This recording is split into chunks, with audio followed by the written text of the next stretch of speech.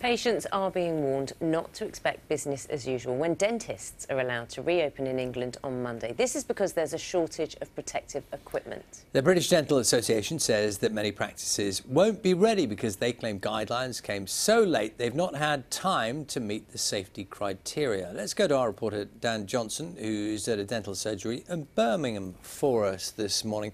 Morning to you, Dan. We have heard from dentists, for some time now, that they face real issues about how and when they can reopen and the supplies they need. This is upcoming now. What are they saying? Yes, good morning. There is real frustration among dentists, and I've never spoken to as many patients who are as desperate to get in the dentist chair, because there are so many who've been suffering for so long now, but they are being warned that if they've been waiting to see a dentist, they're still not going to be able to see one anytime soon. And this is why this dental surgery this morning looks more like a building site, because there's so much work to do to get things ready to operate safely. They've got to put social distancing measures in place, and PPE has been a shortage, been a real issue as well. So that's the only type of drill that they're going to be picking up here, at least for the next few days. You can see at reception, they've got to install these screens to keep staff safe. There's all sorts of work to do before they can see patients again. So there'll be no patients coming through the door here on Monday. And according to the British Dental Association's survey, that will be the same at 2/3 of England's dental practices.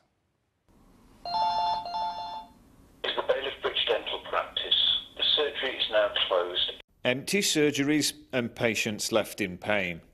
Normal surgery will not be resuming at this time. Dentistry felt the lockdown more than most, despite the government's announcement. And now there's a real struggle to reopen on Monday. Unfortunately, there won't be any patients here. We're hoping that a week's time we might be able to start seeing some of our own emergencies and do some very basic treatment. Normal dental treatment is not going to be happening for an awfully long time, but this waiting room is going to be empty for months. And even then, ensuring the virus doesn't spread will have a huge impact. I'd normally see between 50 and 60 patients on an average day. And what about now? Now, when we start treating people and doing proper treatment with the drill, I think the most I'll be able to see is 5.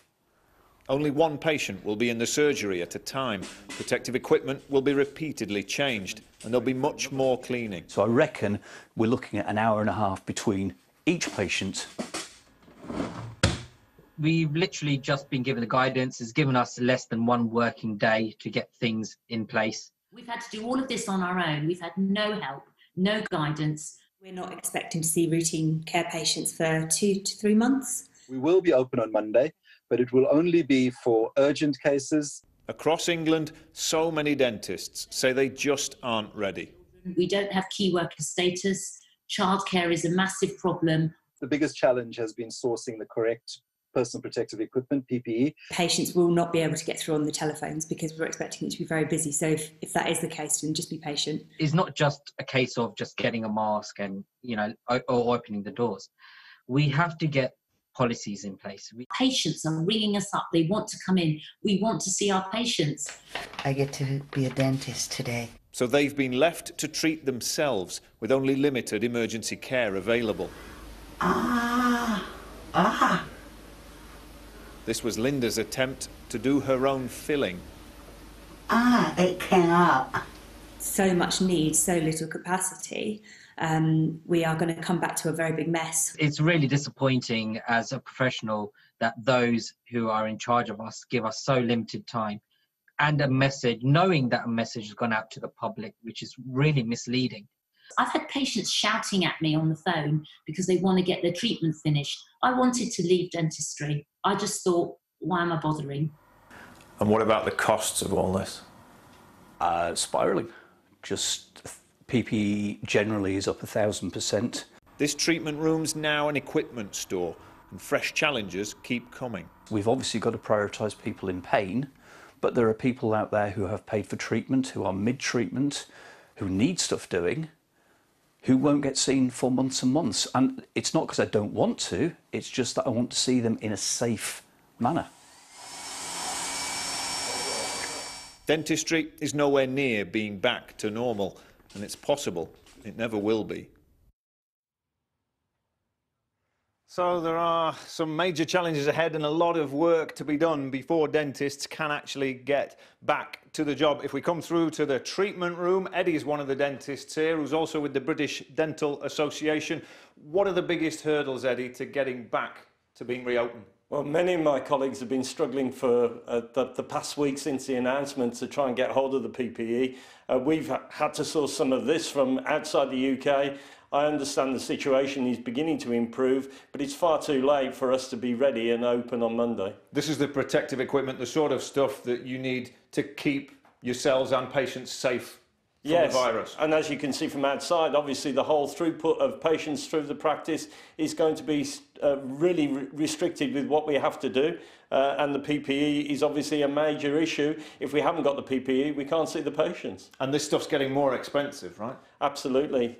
You know, the amount of inflation on these, because of the demand, obviously, is huge. So what do you think the reality will be for patients next week and then looking further ahead? Well, I think communication needs to be made centrally from the government to tell patients that it's not business as normal.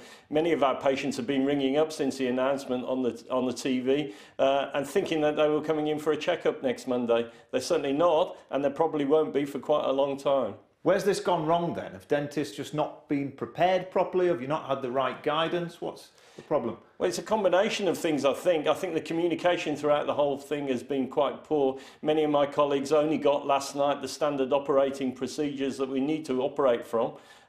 Many of my colleagues have really been not happy at all with the communication that's come down centrally to them.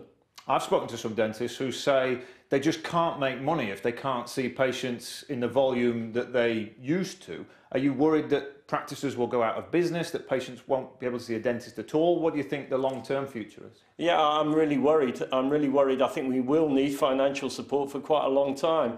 Many of my private colleagues have had no financial support at all. If they go under, it's going to put a huge stress on the NHS, which was already very difficult. So there's some big waiting lists and they're not going to be reduced anytime soon? That's a real worry. OK, thank you very much, Eddie. Well, it's worth saying this is a situation in England with at least the hope that dentists will reopen on Monday. There's no date yet in Scotland, Wales or Northern Ireland, but worth saying things there do seem to have been better through the lockdown. There's been a bit more provision outside of England, but a lot of challenges ahead, and it could be a long while for anybody who's suffering before they're back in that chair. Dan, thank you very much. We should also say the British Dental Association is saying that it will continue to work with dentists, support them to offer safe care using the latest guidance from Public Health England and the government on PPE and infection control.